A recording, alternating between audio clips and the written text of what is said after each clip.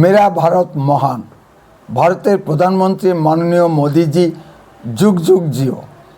এই নিয়ে আজ প্রতিবেদন শুরু করলাম। আপনারা সকলেই জানেন, মধ্যপ্রাচ্যে ইরান, ইসরায়েল ও আমেরিকার মধ্যে ভয়ঙ্কর যুদ্ধ চলছে।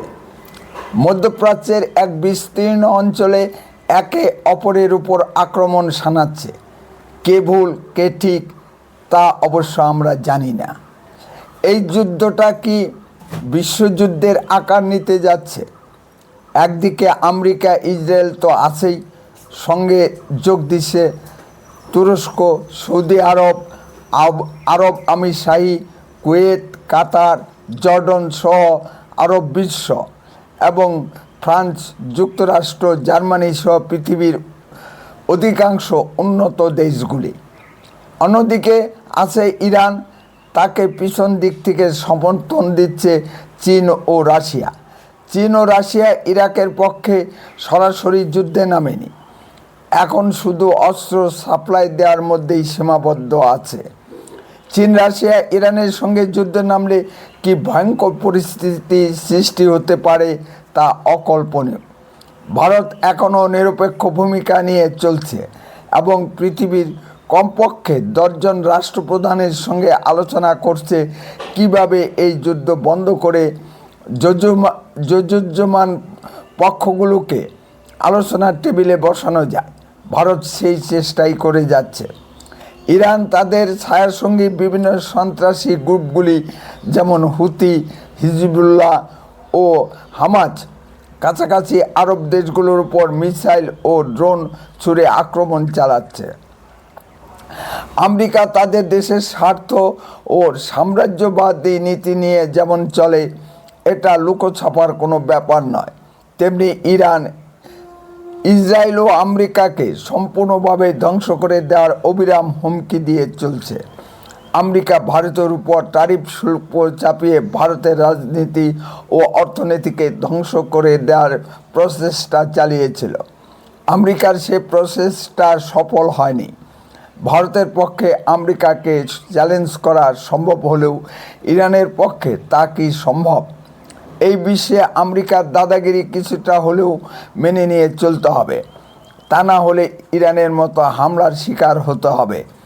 আরব বিশ্বের মুসলিমরা ইরানের বিরুদ্ধে মিছিল করছে, আর ভারত, বাংলাদেশ ও পাকিস্তানের মুসলিমরা ইরানের পক্ষে মিছিল করছে।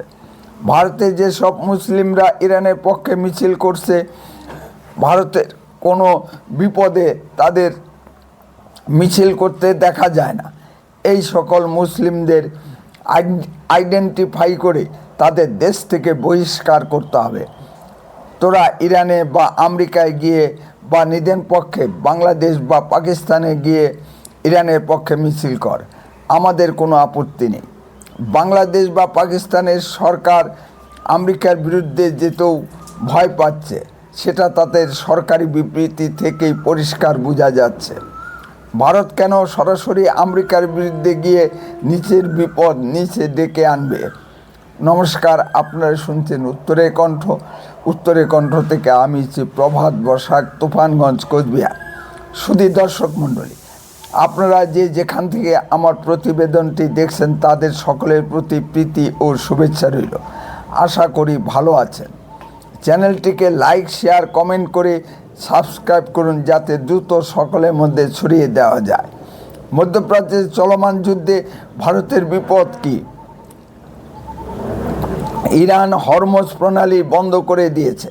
ভারতের জন্য একমাত্র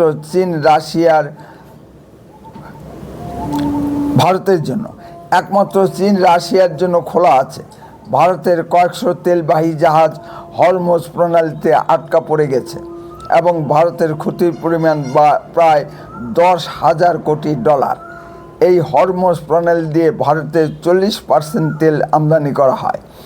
ভারতের 3 মাসের মতো তেল মজুত করা আছে। আসো, কোনো বিপদ নেই। হরমুজ প্রণালী বন্ধ থাকলে ভারতকে তেলের জন্য রাশিয়ার উপর নির্ভর করতেই হবে, সেটা ব্যয় সাপেক্ষ ব্যাপার।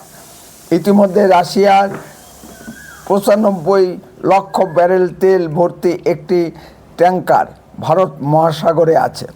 রাশিয়া সেই তেল ভারতে খালি করার নির্দেশ দিয়েছে। কিছু জাহাজ ইরানের হুমকিকে উপেক্ষা করে এগিয়ে যাবার চেষ্টা করেছিল। ইরান ওই জাহাজগুলোর উপর মিসাইল বর্ষণ করেছে। সুতরাং ভারতের আশু বিপদের কোনো সম্ভাবনা নেই। রিসেন্ট খবর হলো, ভারতের বিদেশমন্ত্রী এস জয়শঙ্কর ইরানের বিদেশমন্ত্রীর সঙ্গে ফোনে সরাসরি কথা বলেছেন এবং আমাদের বিদেশ সচিব বিক্রম মিস্ত্রি দিল্লিস্থিত ইরানি দূতাবাসে গিয়ে খোমেনি হত্যার নিন্দাসূচক প্রস্তাবে সই করেছেন। ভারত অনুধাবন করতে পেরেছে এই যুদ্ধ সহসা থামবে না। মধ্যে থেকে তেলের জন্য ভারতকে বিপদে পড়তে হবে। ডোনাল্ড ট্রাম্পের কথা মতো ইরানে কোনো রাজনৈতিক পরিবর্তন হয়নি বা হবার সম্ভাবনাও দেখা যাচ্ছে না। বাস্তব ভিত্তির উপর দাঁড়িয়ে এবং যুদ্ধের গতি প্রকৃতি লক্ষ্য করে ভারতের এই পদক্ষেপ ফল হাতে নাতে পাওয়া যাচ্ছে। ইরান ভারতের জন্য হরমুজ প্রণালী খুলে দেওয়ার প্রস্তাব রেখেছে। তাছাড়া চাবাহার বন্দরে ভারত বিশাল অঙ্কের ইনভেস্টমেন্ট করে বসে আছে। সুতরাং এখানেও ভারতের স্বার্থ আছে। হরমুজ প্রণালী এমন একটি সংকীর্ণ প্রণালী যা যুদ্ধ করে দখল করা সম্ভব নয়। যেহেতু ইরান সেখানে আগে থেকেই ঘাঁটি করে বসে আছে, সুতরাং ইরান সেখানে অনেকটা সুবিধাজনক অবস্থানে আছে। সুতরাং বাস্তব অবস্থার পরিপ্রেক্ষিতে ভারতের এই পদক্ষেপ রাশিয়া থেকে তেল আনলে পরিবহন খরচ অনেক বেশি পড়ে যাবে, কিন্তু হরমুজ প্রণালী দিয়ে ভারতে তেল আসলে অনেক সংক্ষিপ্ত খরচে ও অতি সহজে ভারতে তেল পৌঁছে যাবে।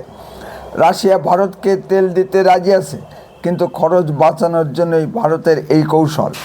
তেলের সঙ্গে সব জিনিসপত্রের দাম অঙ্গাঙ্গিভাবে জড়িত। এই বাস্তব অবস্থাটা বুঝতে হবে। মাননীয় মোদিজি ভবিষ্যতে দেশের স্বার্থের কথা বিবেচনা করে এই পদক্ষেপ নিয়েছেন। এই জন্য আমি হেডলাইন দিয়েছি, মেরা ভারত মহান। ভারতের লক্ষ লক্ষ লোক উপসাগরীয় দেশগুলোতে কাজ করে। যুদ্ধের পরিপ্রেক্ষিতে ভারত সরকার তাদের দেশে ফিরিয়ে আনার চেষ্টা করছে। ভারতের স্বাধীন বৈদেশিক নীতির জন্য ইরান সরকার ভারতের উপর কিছুটা ক্ষুব্ধ ছিল। তাতে ভারতের কিছু যায় আসে না। ভারত সবসময় ইরানের সঙ্গে সুসম্পর্ক বজায় রাখার চেষ্টা করছে। কেউ যদি যুদ্ধ করে তাহলে ভারতের কি করার থাকতে পারে। মাননীয় মোদিজি দৃঢ় পদক্ষেপে এই যুদ্ধ থেকে ভারত অনেকটা নিরাপদে আছে। যুদ্ধের আর সরাসরি ভারতে এসে লাগেনি। এটা সম্পূর্ণভাবে মাননীয় মোদিজির কৃতিত্ব।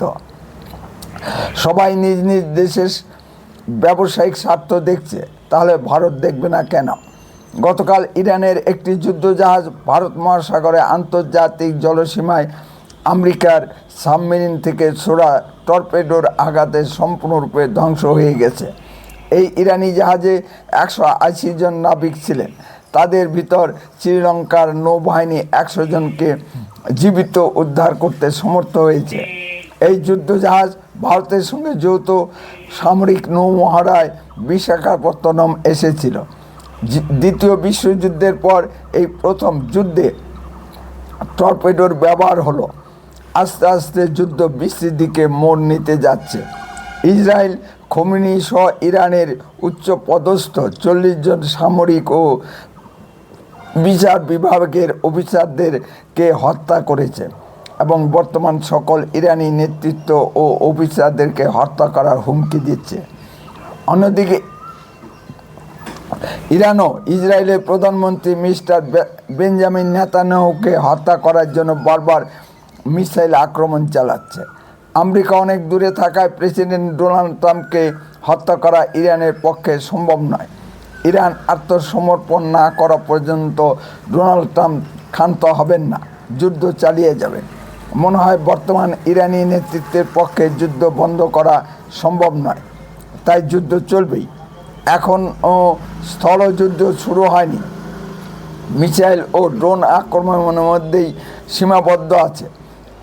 স্থলযুদ্ধ শুরু হলে কী পরিস্থিতি দাঁড়ায় সেটাও দেখার বিষয়। হয়তো ইরান বা আমেরিকা